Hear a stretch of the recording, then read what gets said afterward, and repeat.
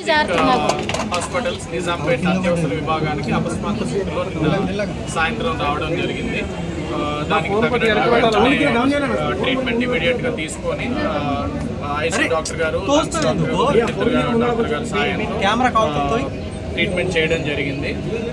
కొంచెం కండిషన్ ఆ టైంలో స్టేబుల్ లేకపోవడం వల్ల వెంటిలేటర్ పెట్టడం జరిగింది.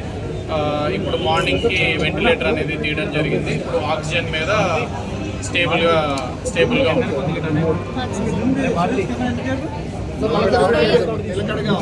ఎన్ని రోజులు అబ్జర్వేషన్ లో ఉంచొచ్చు సార్? డిశ్చార్జ్ అనేది అదే ఇప్పుడు ప్రస్తుతానికి అయితే స్టేబుల్ గానే ఉంది. ఇట్లానే కండిషన్ స్టేబుల్ గానే ఉన్నారంటే మేబీ 2 నుంచి 3 రోజుల్లో డిశ్చార్జ్ చేయాలి.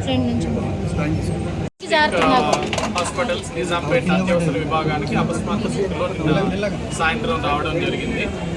దానికి ట్రీట్మెంట్ ఇమీడియట్ గా తీసుకొని ఐసీ డాక్టర్ గారు డాక్టర్ గారు సాయంతో ట్రీట్మెంట్ చేయడం జరిగింది.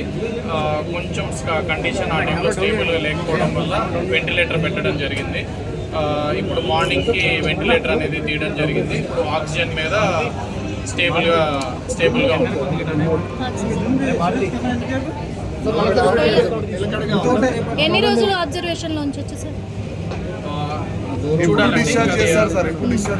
డిశ్చార్జ్ అనేది అదే ఇప్పుడు ప్రస్తుతానికి అయితే స్టేబుల్ గానే ఉంది. ఇట్లానే కండిషన్ స్టేబుల్ గానే ఉన్నారంటే మేబీ 2 నుంచి 3 రోజుల్లో డిశ్చార్జ్ చేయాలి.